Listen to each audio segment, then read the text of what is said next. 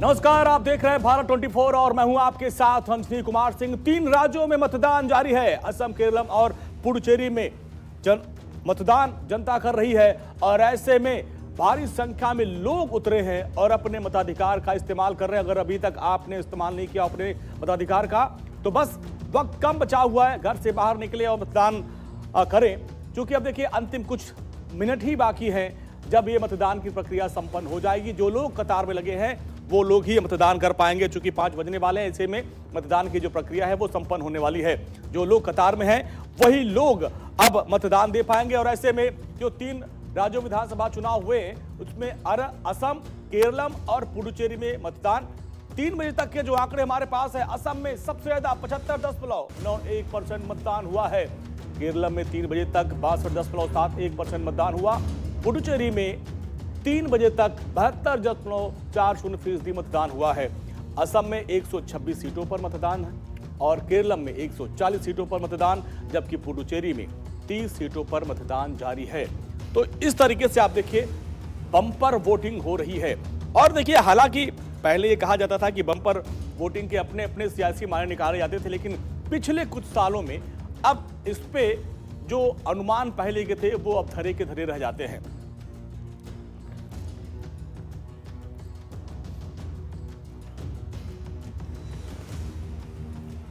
तो देखिए, हम कह रहे हैं बम्पर मतदान हुआ है। बम्पर मतदान का मतलब आप जानिए कि किस राज्य में कितना परसेंट। 3 बजे तक के जो आंकड़े हैं वो आपके सामने रखते हैं। और असम में सुबह 9 बजे 18% हुआ, इसके बाद 11 बजे फिर ये और बढ़ा 38.70% हुआ। दोपहर 1 बजे ये लगभग 60% हो गया।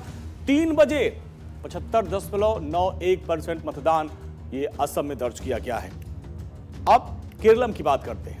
केरलम में भी सुबह 9 बजे तक लगभग 16% मतदान, यानी 15.94%। सुबह 11 बजे फिर ये बढ़ा 33.20% मतदान हुआ और दोपहर 1 बजे ये लगभग 50% हो गया। और 3 बजे के बाद फिर इसमें रफ्तार पकड़ी। 3 बजे तक जो यहाँ के जो आंकड़े हैं वो 62.71% मतदान हुआ है। अब बात करते हैं केंद्र शासित राज्य पुडुचेरी की, जहां पर 9 बजे तक 17.16% मतदान हुआ, 11 बजे तक 37% मतदान हुआ, दोपहर 1 बजे 56.83% मतदान हुआ और 3 बजे तक 72% मतदान दर्ज किया गया। यानी जबरदस्त वोटिंग हुई है। अगर केरल को छोड़ दिया जाए तो असम और पुडुचेरी में जबरदस्त तरीके से मतदान हुआ है। और गुवाहाटी से सर्वेश कुमार सिंह हमारे सहयोगी जुड़ रहे हैं। और सर्वेश, जिस तरीके से 3 बजे तक के आंकड़े बम्पर मतदान हुआ, यानी अभी जो जब मतदान की पूरी प्रक्रिया संपन्न होगी तो ये तो 80% के पार चला जाएगा आंकड़ा अनुमानन। देखिए, उससे ज़्यादा भी हो सकता है अंजनी। और जिस तरीके की तस्वीरें हैं वो हम आपको दिखा रहे हैं, ये गुवाहाटी का PHED का दफ्तर है और यहाँ पे अभी भी कतारें जो हैं लंबी लगी हुई हैं। हालांकि समय खत्म हो चुका है मतदान का, लेकिन इसके बावजूद जो लोग लाइन में लगे हुए हैं वो अपना वोट कास्ट कर पाएंगे और वो उनको वोट कास्ट कराया जाए। तो एक तरह से कहा जाए तो लंबी लाइन, लंबी कतारें, और सुबह से ही ऐसी ही तस्वीरें तमाम जगहों से देखने को मिली हैं। कुछ लोग हैं, उनसे बात करते हैं कि क्या सोच रहे हैं इस बार के चुनाव में आप लोग का मुद्दा क्या है, सोच के वोट देने आए? डेवलप होना चाहिए, हम लोग ऐसे ही सोचते हैं। और दूसरा कोई नहीं, असम का उन्नति होना चाहिए ना, इसीलिए इस टाइप से हम लोग वोट देगा। अब देर हो गई आपको वोट देने में, 5 बज गए और हाँ, बहुत देर हो गई। लाइन बहुत बड़ा है ना, इसीलिए बहुत देर हो गई। अंजनी, लाइन बहुत बड़ी है इसलिए लोग अपने कतार में हैं, लेकिन अपनी बारी की प्रतीक्षा कर रहे हैं। कुछ और लोग हैं, उनसे भी बात करेंगे। देखिए किस तरीके की तस्वीरें हैं। अभी भी लोग इंतजार कर रहे हैं कि उनका समय आए ताकि वो अपना वोट कास्ट करें। कुछ लोग हैं, उनसे बात करते हैं। आपके मन में क्या है इस बार, किस आधार पर वोट कर रही है? आधार तो हमेशा सेम ही होता है कि जो पब्लिक के लिए काम करे उन्हीं लोगों के लिए देना है basically. So that's what I am choosing. आने में इतना विलम्ब क्यों हो गया? विलम्ब एक्चुअली क्या है, सुबह भी यहाँ बहुत भीड़ रहता है, पता ही है हम लोगों को, और भी दूसरे तो काम होता है, तो इसी हिसाब से हम लोग आए हैं। तो सबको घर में बहुत सारे फैमिली मेम्बर्स है, सीनियर सिटीजन भी है, तो सीनियर सिटीजन को पहले लेके आए, उनको वोट दिलवाया, घर में रख के फिर आए, इसलिए विलम्ब हो गया। देखिए तस्वीरें जो हैं बिल्कुल बेहद खास हैं और ये तस्वीरें ये लगातार जिस भी बूथ पे आप जाएंगे पूरे असम में तस्वीरें ऐसी ही आपको देखने को मिलेगी। 5 बजे के बाद भी लोग प्रतीक्षा कर रहे हैं वोटिंग करने का, अपनी बारी का इंतजार कर रहे हैं और ये तस्वीरें जो हैं एक तरह से कहा जाए तो चुनाव आयोग को गदगद कराने वाली तस्वीरें हैं और चुनाव आयोग को निश्चित तौर पे इन तस्वीरों से बहुत राहत मिली होगी क्योंकि लोकतंत्र के महापर्व में लोगों का इस तरीके से रुझान, लोगों का इस तरीके से अपने मताधिकार का प्रयोग करने को लेकर एक तरह से कहा जाए तो जो जवाबदेही बनती है उसकी तस्वीरें जो पूरे असम से आ रही हैं वो बेहद खास है। अंजलि। हाँ बिल्कुल, सर्वेश बनर्जी हमारे साथ, दो खास मेहमान हमारे साथ जुड़ रहे हैं। निरंजन पोद्दार साहब है राजनीतिक विश्लेषक, सर आपका बहुत बहुत स्वागत है। और नवीन दुबे जी, ये भी राजनीतिक विश्लेषक है, सर आपका भी बहुत बहुत स्वागत है। निरंजन सर, बम्पर मतदान अभी 3 बजे तक के आंकड़े हैं, 75% असम में हो गया और लगभग 72% हो गया पुडुचेरी में, 62-65 के इर्द गिर्द है केरल में। तो ये बम्पर मतदान को आप कैसे देखते हैं? हालांकि पहले हम लोग यही जानते थे कि बम्पर मतदान मतलब परिवर्तन, लेकिन पिछले कुछ सालों में ये इस पे जो है थोड़ा सा कंट्रोल हुआ, यानी अब गेस सही नहीं हो पा रहा है। अब ये जो बढ़ा हुआ मतदान है इसको आप कैसे देखते हैं? देखिए ऐसा है, इसके अंदर पहली बात तो ये है कि चाहे कुछ राजनीतिक दल हो, चाहे कुछ राजनीतिक लोग हों, हाँ, जो बार बार चुनाव आयोग के ऊपर आरोप लगाते हैं, एसआईआर के बहाने आरोप लगाते हैं या यूं कहें कि वोट चोरी के नाम पे आरोप लगाते हैं, इसका जो प्रमुख कारण है, एक तो मैं एसआईआर को मानता हूं क्योंकि एसआईआर के अंदर जो नेग्लिजेंट वोट जो है, जो भी मतलब समझ लीजिए मर गए या विस्थापित हो गए या कहीं दूसरी जगह शिफ्ट हो गए, तो कहीं ना कहीं वो लिस्ट में से निकल गए। तो जब वो लिस्ट में से निकल गए और जो लिस्ट बची है, यानी कि जो मतदाता सूची है, वो कहीं ना उसके अंदर एक समझ लीजिए प्योरिटी जो आई है, तो निश्चित रूप से उस चीज का आपको बड़ा फर्क नजर आएगा। क्योंकि ये चीज आप देखेंगे, जैसे अभी अगर हम बात करें बंगाल की ही, तो बंगाल के अंदर इस बार 93 लाख वोट कटते हुए दिख रहे हैं। तो वो 93 लाख वोट या तो वो फर्जी वोटर थे या फिर वो वोटर कहीं स्थापित हो गए या वो कोई दिवंगत हो गए। तो इस तरीके से जब प्योर लिस्ट में से मतदान होगा तो प्रतिशत आपको अपने आप बढ़ा हुआ दिखेगा, पहली बात। दूसरी बात, मेरा यह मानना है कि आज से कुछ समय पहले राजनीति का एक ऐसा डिस्कोर्स था कि एक वर्ग जो है वो राजनीतिक रूप से बहुत ज्यादा जागरूक था, मतदान के प्रति बहुत ज्यादा जागरूक था। लेकिन पिछले 8-10 वर्षों से जिस तरीके से राजनीति ने एक नया डिस्कोर्स पैदा किया है, यानी कि जो एक ध्रुवीकरण जिस तरीके से बनाया गया है, चाहे वो तुष्टीकरण की बात करें, चाहे वो ध्रुवीकरण की बात करें, चाहे संतुष्टिकरण की बात करें, मैं इसमें सभी राजनीतिक दलों को शामिल कर रहा हूं। कोई इसके अंदर ध्रुवीकरण की बात करता है तो कोई तुष्टीकरण की बात करता है। तो उसकी वजह से जनता के बीच में एक वर्ग जब लाइन लगा करके और पूरी की पूरी ताकत के साथ सरकार हटाने के लिए वोट करता है, तो दूसरा वर्ग उस सरकार को बचाने के लिए वोट करने के लिए निकलता है। अच्छा, तो उसी का परिणाम है कि आज जनता अपने मताधिकार के प्रति इतनी जागरूक हो गई, जो मेरे हिसाब से भारत के लोकतंत्र के परिपक्व होने का एक परिचायक है। और इससे जो भी व्यक्ति लोकतांत्रिक प्रक्रिया के अंदर विश्वास रखते हैं, जो भी लोग भारत के लोकतंत्र को उज्जवल भविष्य देखते हैं, उनके लिए एक सुकून भरी खबर है कि यहाँ मतदाता जब अपने मताधिकार का प्रयोग और अपना मताधिकार का अधिकार और दायित्व दोनों चीज जब समझने लग जाते हैं, हाँ, तो आप ये मान के चलिए उस देश का लोकतंत्र परिपक्वता की तरफ आगे बढ़ रहा है। मेरा तो ये मानना है। ठीक है नवीन सर, आपसे समझना चाहेंगे कि असम में 75% के पार अभी भी सर्वेश दिखा रहे थे, वहां पे ग्राउंड जीरो पर है, लंबी कतार लगी हुई है। पुडुचेरी में भी यही हाल है, वहां भी लगभग 72% के पार 3 बजे तक था। यानी अब 5 बजे या फाइनल जब आएगा आंकड़ा, तो ये तो करीब 80% को पार जाता नजर आ रहा है। हालांकि केरला में थोड़ा सा भी 62-65% के इर्द गिर्द पहुंच रहा है मामला।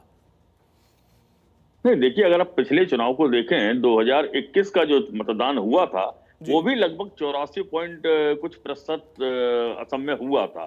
तो इसलिए इसमें बहुत ज्यादा ताज्जुब करने वाली बात नहीं है। वहां की जनता ने, वहां के युवाओं ने, वहां की जेन जी ने चुनाव में पहले भी बहुत बढ़ चढ़ कर हिस्सा लिया था और इस बार बहुत जोर शोर से हिस्सा लिया है, पहली चीज। दूसरी चीज ये आती है, एक बड़ी सुखद तस्वीर आज आपके प्रतिष्ठित चैनल पर मुझे देखने को मिली कि आप वोटर्स की फोटो, आप वोटर्स के वीडियो सामने दिखा रहे हैं कि हाँ इतनी कतार लगी है। और इसी को लेके एक बयान दिया था मुख्य चुनाव आयुक्त ज्ञानेश कुमार जी ने कि साहब हम अपने देश की माताओं बहनों की फोटो सार्वजनिक नहीं कर सकते हैं। जब उनसे पूछा गया था पिछले चुनावों को लेके कि रात के अंदर 6% और 7% वोट अगर बढ़ गया है तो वो कतारें कहाँ थी, कहाँ है वो वीडियो फुटेज, तो वो दिखा नहीं पाए थे। उन्होंने केवल ये कह के अपना पल्ला जा। और एक और मैं चीज कहूंगा कि पहली बार भारत के अंदर देखने को मिला है कि एक राजनीतिक दल को दो टूक जवाब चुनाव आयोग जैसी स्वायत्त संस्थता दे रही है। कल को अब सुप्रीम कोर्ट भी देना शुरू कर देगा।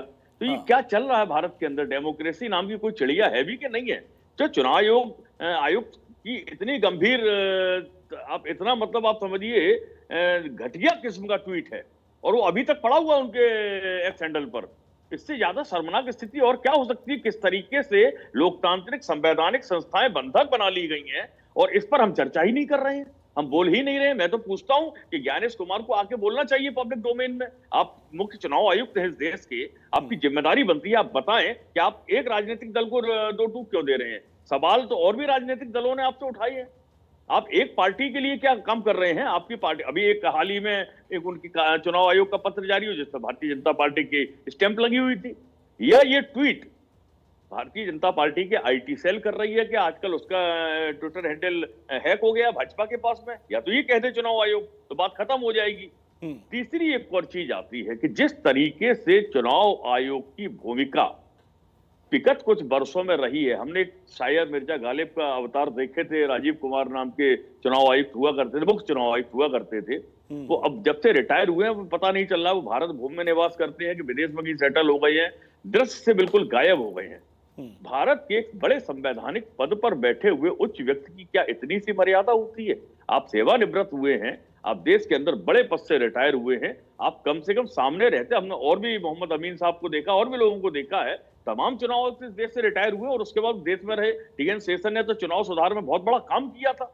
बड़ी मैं कहूंगा कि पहचान अगर चुनाव आयोग को कभी मिली तो टीएन शेषन के कालखंड में मिली है। उससे पहले तो जनता भी नहीं जानती कि चुनाव आयोग नाम की भी कोई चीज होती है हमारे भारत में। तो ये एक अच्छी चीज थी, लेकिन उसकी मर्यादा को आपको जिस तरीके से आप खंडित करने का काम, आप स्थायी नहीं है, आपका भी कालखंड खत्म होगा, कोई और बैठेगा आके, लेकिन इस कालखंड को कैसे याद किया जाएगा? चुनाव आयोग हुआ, सुप्रीम कोर्ट हुआ, माननीय हाई कोर्ट हुए, इनकी एक अपनी जिम्मेदारी होती है, ये स्वायत्त संस्थाएं होती हैं, इनको अपने हिसाब से काम करना चाहिए। एक चीज मैं और कहना चाहूंगा कि जिस तरीके से हेमंता बिस्वा शर्मा पर पवन खेड़ा ने आरोप लगाए, उसके बाद आपने असम पुलिस भेजी, तो भैया मोहन भागवत जी के यहाँ से भी एक पत्र जारी हुआ है प्रधानमंत्री जी के लिए, उसमें भी ये लिखा गया है कि हेमंता बिस्वा शर्मा की यानी ये जो आरोप लगा पुलिस आई उस पे उसको लेकर आपकी आपत्ति है? आरएसएस मुख्यालय पे भी पुलिस भेज देनी चाहिए थी, तो आपकी आपत्ति है? जा रही है पुलिस। सर आपकी आपत्ति है जो असम पुलिस आई यहाँ पे, उस पे आपकी आपत्ति है?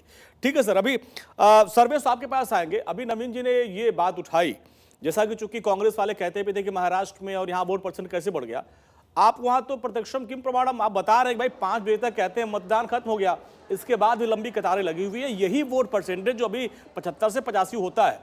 तो इसी को समझाने की कोशिश नवीन जी कर रहे थे और सवाल चुनाव आयोग उठा रहे थे। जरा आप दिखाएं और चीजों को क्लियर करें। अंजलि देखिए, अभी भी कतारें लगी हुई हैं और लोग अभी भी अपनी बारी का इंतजार कर रहे हैं, क्योंकि जिनको विलंब हो गया या जो कतारें इतनी लंबी लगी हुई थी कि वोटिंग करने में लोगों को टाइम लगा, और इसकी वजह से 5 बजे के बाद भी अभी भी लोग अपनी बारी का इंतजार कर रहे हैं और इस उम्मीद में है कि उनका वोट कास्ट हो जाए। हालांकि अभी भी वोट कास्टिंग का जो समय है वो बीतने के बावजूद वोट कास्ट कराए जा रहे हैं। लोग अपने मताधिकार का प्रयोग कर रहे हैं। महिलाओं की संख्या बहुत ज़्यादा, युवाओं की संख्या, जेएनजी की संख्या, तमाम लोग, बुजुर्ग भी, पुरुष भी, सभी लोगों ने बढ़ चढ़कर इस जो लोकतंत्र का महापर्व है इसमें हिस्सा लिया है। तमाम असम के तमाम बूथों पर मैं गया, वहाँ हर जगह तकरीबन ऐसी ही तस्वीरें हैं और हर जगह 5 बजे के बाद अभी भी वोटिंग हो रही है, क्योंकि लोगों में इतना ज़्यादा उत्साह है और यही वजह है कि वोटिंग परसेंटेज इतना बढ़ा है। जहाँ तक बात पवन खेड़ा को लेकर कह रहे थे वो, तो पवन खेड़ा के मामले में भी एक तरह से ये स्पष्ट हो गया है कि जो पवन खेड़ा ने हेमंता बिश्व शर्मा की पत्नी के ऊपर आरोप लगाए थे, तो उन 3 देशों से जिन देशों के पासपोर्ट की बात वो कर रहे थे, वहाँ से वहाँ के राजनयिकों ने ये स्पष्ट कर दिया है कि जो वो पेपर दिखा रहे थे वो फर्जी थे। हाँ। तो ऐसी परिस्थिति में और भी ये सर्विस साफ हो हो जाता चुकी है है, आप कि ग्राउंड पे पवन खेड़ा घूम रहे, जरा आप ने जो क्लियर ये भी आरोप लगाया करिएगा वो कि बेबुनियाद चुनाव से ठीक कुछ ही घंटे पहले, कुछ ही दिन पहले इस तरह से आरोप लगाने के कांग्रेस की बड़ी रणनीति कि इससे जो है उनकी इमेज खराब होगी, उसका ग्राउंड जीरो पर असर क्या दिखा, जरा आप बताएं दर्शकों को। देखिए, जिस दिन पवन खेड़ा ने इस तरह के आरोप लगाए थे उस दिन इस बात की चर्चा बहुत ज़्यादा थी, बहुत मरमरी थी, लोग इसको लेकर चर्चा कर रहे थे। लेकिन जैसे ही ये बात स्पष्ट हो गई कि जो दस्तावेज उन्होंने दिखाए थे वो फर्जी पाए गए, उसके बाद लोगों का एक तरह से कहा जाए तो लोगों में इस बात को लेकर अब चर्चा होने लगी कि भाई पवन खेड़ा को ये दस्तावेज मिले कहाँ से उनके पास ये कागज़ पहुँचे, और अगर ऐसे कागज़ हैं और बिना जाँचे समझे अगर उन्होंने ऐसा किया है तो ऐसा नहीं करना चाहिए, क्योंकि सीएम की पत्नी पे व्यक्तिगत आरोप लगाना और इस तरीके से कहना है कि गोल्डन वीज़ा उनके पास है और तमाम तरह के आरोप जो उन्होंने लगाए थे, तो इस बात को लेकर एक सेंटिमेंट जो है लोगों में देखने को मिला। हालांकि एक धड़ा ये भी था जो ये मान रहा है कि पवन खेड़ा सच बोल रहे हैं, जो कांग्रेस के सपोर्टर हैं या जो कांग्रेस के पार्टी के जो चाहते हैं कि उनकी सरकार बने, क्योंकि इस बार के चुनाव में जो शुरुआती जो दौर था उसमें त्रिकोणीय मुकाबला कई सीटों पर देखने को मिला। ओवैसी की पार्टी भी 22 से ज़्यादा सीटों पर चुनाव मैदान में थी AIADUMके के साथ, तो एक तरह से कहा जाए तो त्रिकोणीय मुकाबला था। लेकिन सर्विस कुछ ऐसी पार्टियां हैं जो इंडिया गठबंधन का हिस्सा रही हैं, अपने आप को बताती हैं। हमने देखा कि सर आम आदमी पार्टी भी ठीक ठाक सीट पर चुनाव लड़ रही है, TMC भी चुनाव लड़ रही है, आपके झारखंड से JMM भी वहां उतर चुकी है, तो इनका अपना एक जनाधार है। क्या ये कांग्रेस के लिए और बीजेपी के लिए किसका वोट काटेंगे, क्या देखा आपने ग्राउंड पर? देखिए जो भी ये पार्टियां हैं जिनकी आप बात कर रहे थे, ये तमाम पार्टियां कहीं ना कहीं कांग्रेस के लिए बड़ी चुनौती बन गई हैं। कांग्रेस इनको अगर साथ लेती, क्योंकि कांग्रेस झारखंड में JMM के साथ है, लेकिन JMM यहाँ चुनाव मैदान में कूद पड़ी, तो एक तरह से कहा जाए तो ये नुकसान निश्चित तौर पर अगर देखा जाए तो कांग्रेस के वोट बैंक में हुआ है, और डेंट अगर पड़ा है तो कांग्रेस के वोट बैंक में ही वो डेंट पड़ा है। अंजनी, हाँ ठीक है। नवीन सर, देखिए असम के बारे में ग्राउंड जीरो से सर्विस जी ने बताया और हमारे जो विश्लेषक नवीन सर ने भी बताया कि भाई ये जो असम की पत्नी, जो हेमंता की पत्नी के ऊपर आरोप लगाया था, उसका ग्राउंड पर क्या असर पड़ेगा ये तो चुनाव के बाद पता चलेगा। जरा हम केरल की बात करते हैं। केरल में क्या लगता है कि लेफ्ट का जो जनाधार इस बार वो बढ़ेगा, चूंकि परसेंटेज जो अभी तक 3 बजे तक 62-63% था। अब बीजेपी की कोशिश है कि तीसरे फ्रंट के तौर पर अपने आप को स्थापित करना। अब ऐसे में जो लड़ाई चल रही है UDF LDF के बीच, बीजेपी अपने आप को कहां देख पाती है और ये कितनी टक्कर दे रहे हैं? सवाल मुझसे है आपका? निरंजन सर जी देखिए, ऐसा है कि अभी जैसे चर्चा हो रही थी कि भाई ये तमाम राजनीतिक दल कांग्रेस का वोट काटती है। देखिए, चुनावी राजनीति का फलसफा अलग है। अच्छा, क्योंकि चुनावी राजनीति कई बार क्या होता है, अंडे की भुजी बनाती है और कई बार भुजी का अंडा भी बना देती है। ये चुनावी राजनीति में होता है। अगर हम केरल की बात करेंगे जी, तो वहां पे अगर भारतीय जनता पार्टी अच्छा करके निकलती है तो उसका लाभ सीधा सीधा कांग्रेस को होगा। ये बात मैं इसलिए कह रहा हूं क्योंकि जिस तरीके से आज केरल की अगर हम राजनीतिक परिस्थितियों की बात करें, हाँ, तो वहां पे जो अल्पसंख्यक वोट है वो कहीं ना कहीं कांग्रेस नीत गठबंधन के साथ ज्यादा डटा हुआ दिख रहा है। और दूसरी तरफ जो वहां का केरल का जो बहुसंख्यक वोट है वो उसके अंदर ज्यादातर संख्या जो है वो वामपंथी गठबंधन के साथ नजर आती है। अब अगर भारतीय जनता पार्टी वहां पे मान लीजिए 10%, 12%, कुछ भी वोट 15%, कुछ भी वोट लेके जाती है, तो ये माना जाएगा कि उसका बड़ा डेंट वामपंथी गठबंधन को पड़ेगा और कांग्रेस को उसका सीधा सीधा लाभ होगा। अब यही गणित जब आसाम के अंदर आता है, आसाम के अंदर जब अल्पसंख्यक वोट वहां बदरुद्दीन अजमल या AIM अगर वहां पे मान लीजिए कांग्रेस को नुकसान पहुंचाती है तो बहुत सारे लोगों को इस चीज की तकलीफ होती है। तो भाई ये तो अपना राजनीतिक गुणा भाग है। तमाम राजनीतिक पार्टियां अपने आप को एक्सप्लोर करने के लिए, अपनी राजनीतिक एक्सप्लोर करने के लिए हर एक राज्य के अंदर चुनाव के अंदर उतरती है, और ये कहीं ना कहीं चुनावी राजनीति या चुनावी युद्ध का एक धर्म भी बनता है। लेकिन अगर आज हम केरलम की बात करें तो निश्चित रूप से देखिए वहां पे कांग्रेस को कुछ एज नजर आ रहा है, और उसका मुख्य कारण यह है कि भारतीय जनता पार्टी वहां पे इस बार तीसरे स्टैक के रूप में नजर आ रही है। क्योंकि लोकसभा चुनाव में भी हमने देखा जिस तरीके से भारतीय जनता पार्टी का प्रदर्शन रहा, और उसी को अगर हम ये मान के चले कि अगर वैसी ही पुनरावृत्ति भारतीय जनता पार्टी करती है तो निश्चित रूप से इस बार केरल के अंदर कहीं ना कहीं सत्ता परिवर्तन होता हुआ दिख रहा है जी। लेकिन वास्तविकता यह है कि आज की तारीख में वो जो वोटर है उनकी भी आईक्यू इतना हाई है कि चुनाव से पहले, या यूं कहें कि चुनाव परिणाम से पहले आप जान नहीं सकते कि उस वोटर के मन में चल क्या रहा है। या तो एक ऐसी वेव नजर आए किसी पार्टी के प्रति कि भाई एक तरफा, जैसे अब आज की तारीख में जैसे आज जो भी चुनावी विश्लेषक है, चुनावी विद्वान है, या जो सेफोलॉजिस्ट है, आसाम जाता है तो वो सहसा एक ही शब्द में कह देता है कि भारतीय जनता पार्टी रिपीट कर रही है।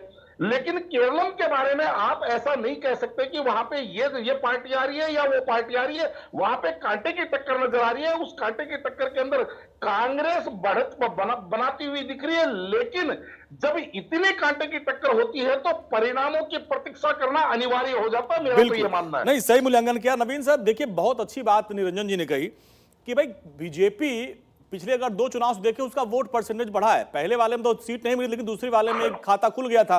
अब इस बार अगर वोट परसेंट बढ़ता है और कुछ सीटें बढ़ती हैं, और उधर अभी तक ये चलन था भाई 5 साल सत्ता बदलती है, लेकिन इस बार हैट्रिक लगाने की विजयन साहब बात कर रहे हैं। लेकिन अगर बीजेपी प्रमुखता से और अच्छे से लड़ती है तो क्या वाकई असर पड़ेगा लेफ्ट के ऊपर? नहीं, देखिए ऐसा है कि केरल में अभी भारतीय जनता पार्टी को एक लंबा समय लगने वाला है, इसमें कोई दो राय नहीं, क्योंकि वो 100% साक्षर राज्य है और वहाँ ये हिंदू मुस्लिम ईसाई ये सब इनका प्रोपोगंडा जो हिंदी पट्टी भी चलता है वहाँ चलने वाला नहीं है। पहली चीज। दूसरी चीज ये है कि वहाँ सीएम पिनरई विजयन ने जो एक कार्ड फेंका था, उन्होंने क्या किया, केरल को केरलम घोषित किया और एक पत्र भेज दिया केंद्र सरकार को।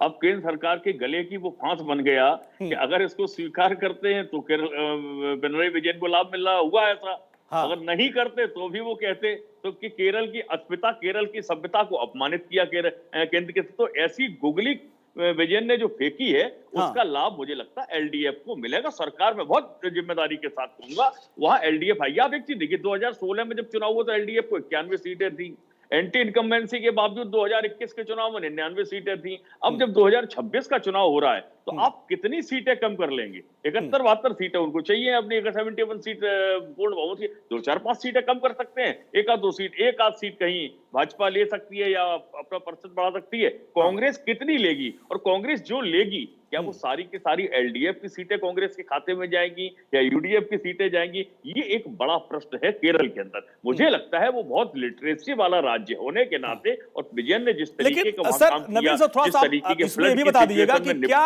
केसी वेणुगोपाल के चेहरे पे वहां चुनाव लड़ा जाएगा? भाई वहां पे विजयन साहब का एक बढ़िया चेहरा है, कांग्रेस के पास कौन चेहरा है? निश्चित तौर पर कांग्रेस के पास वहां शशि थरूर एक चेहरा है, अच्छा चेहरा है, लेकिन शशि थरूर को क्या उतना एज दे के कभी कांग्रेस ने वेटेज दिया है, वहां पर ये बड़ा सवाल है। और शशि थरूर ने क्या कभी ये चाहा कि वो केरल की स्टेट की राजनीति को रिप्रेजेंट करना चाहते हैं? वो हमेशा नेशनल फिगर रहे हैं और बड़े नेता रहे हैं कांग्रेस के, तो मुझे नहीं लगता है कि वहां कांग्रेस कोई बहुत बड़ा फैक्टर केरल के अंदर होने वाली है। निश्चित तौर पर देखिए ऐसा है कि वहां कांग्रेस एक नैरेटिव सेट करने में कामयाब हुई है कि भारतीय जनता पार्टी जिस तरीके से हिंदू वर्सेस अदर्स का चुनाव कराती है, वो नैरेटिव वहां चला नहीं हो पाया। ठीक है दर्शकों, एक ब्रेक का वक्त हो गया सर। आप सभी मेहमान हमारे साथ बने रहिएगा। ब्रेक के बाद हम पुडुचेरी की भी बात करेंगे, इसके अलावा असम और केरलम के और भी सीटों का मूल्यांकन करेंगे, और तब तक कुछ और फाइनल आंकड़े हमारे पास मतदान का आ जाएगा, वो भी आपके सामने रखेंगे। छोटा सा ब्रेक, फौरन हाजिर होते हैं।